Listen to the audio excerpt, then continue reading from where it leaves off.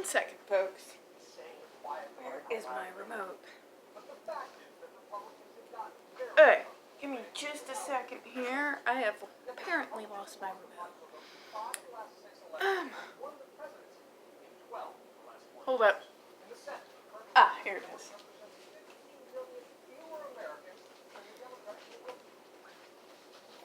Alright, sorry about that, folks.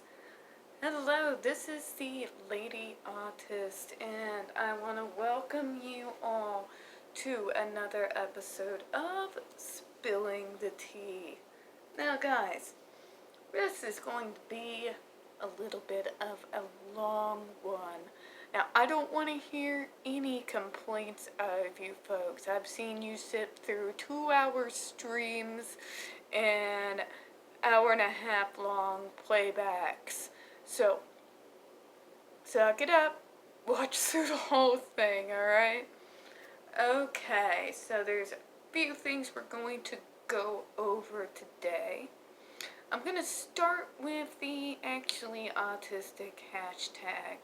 Well, we are dealing with the news again, folks, and this is what I'm saying, where a lot of us autistics have a very unique understanding of exactly what JD is going through.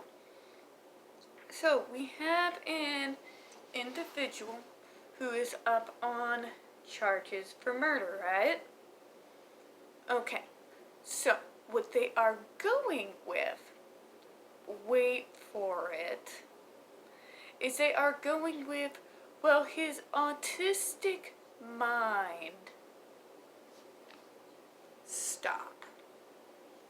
Stop, alright? The 90s called.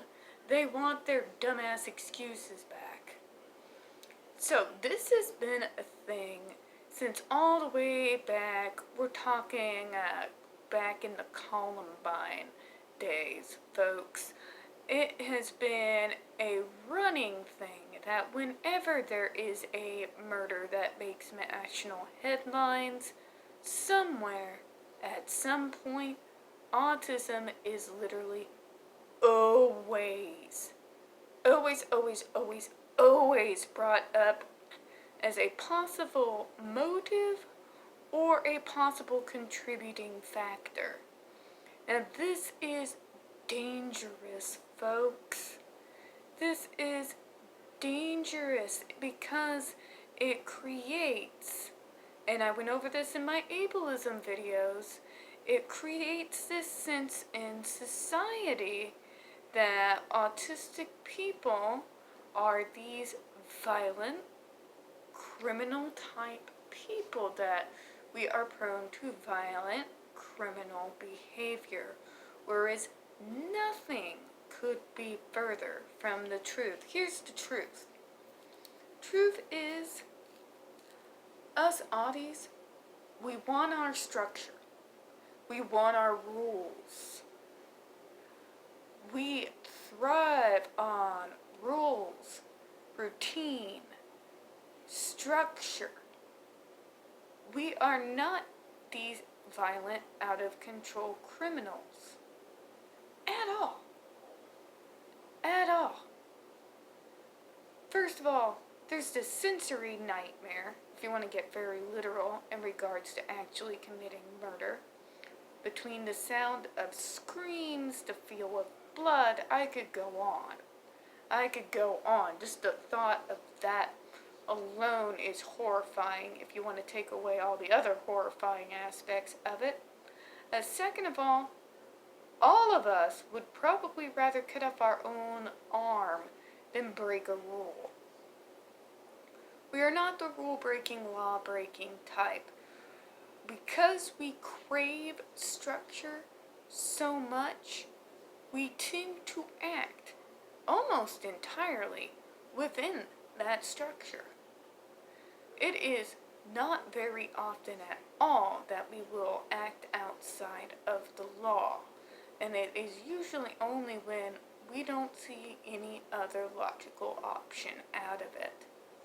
So, what this does, this type of narrative, makes it almost impossible to do just about anything out in the world. Do you really think an employer is going to want to hire someone that they think may act out in a criminally violent manner at any given time? Of course not. Of course not. So they are going to end up being a lot less likely to hire someone that they know have a disability.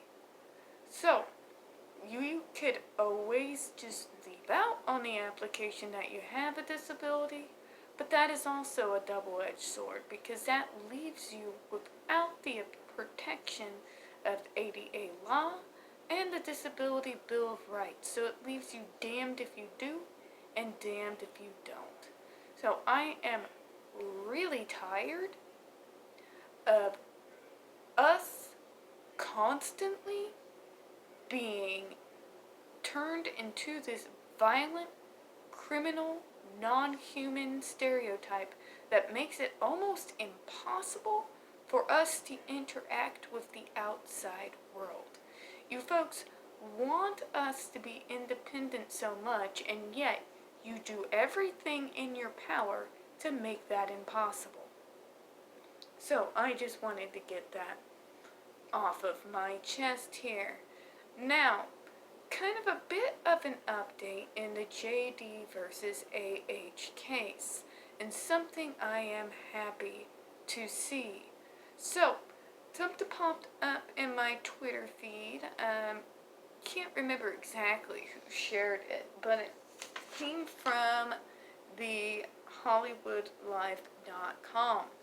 And what it appears is going on is that JD's lawyers have been interviewing some of AH's past partners. And they have been coming forward talking about her past abusive behavior towards them. So guys, that's what I'm talking about. That is what I'm talking about. Now we are establishing a pattern.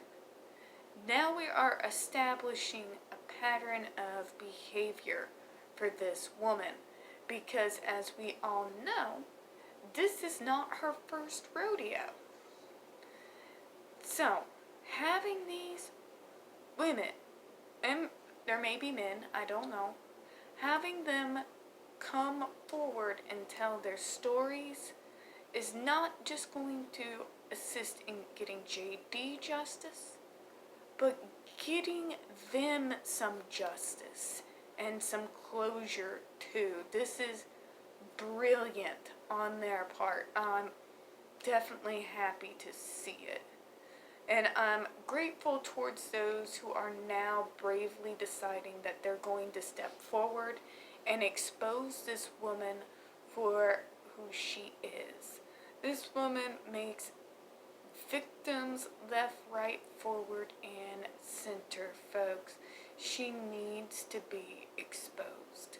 She needs to have that Me Too banner ripped away from her. And what better way to do that than to basically rip away that covering of I speak for all women to show exactly how she treats other women. There's no better way to do that, really. So I am definitely glad to see that. I would also like to have experts. Experts, experts, experts. You're gonna need them all. Doctors, what have you. But they gotta bring the A game to the Virginia case. This woman is going to be bringing the horse and pony show. So I'm hoping to see fire with fire. I am hoping to see her have that hashtag #MeTooAllWomen blanket ripped off of her and have her exposed for exactly who she is. Alright folks, this is all I've got for today. It's actually shorter than I anticipated. I thought I was going to rant a little bit more on the whole violent criminal thing.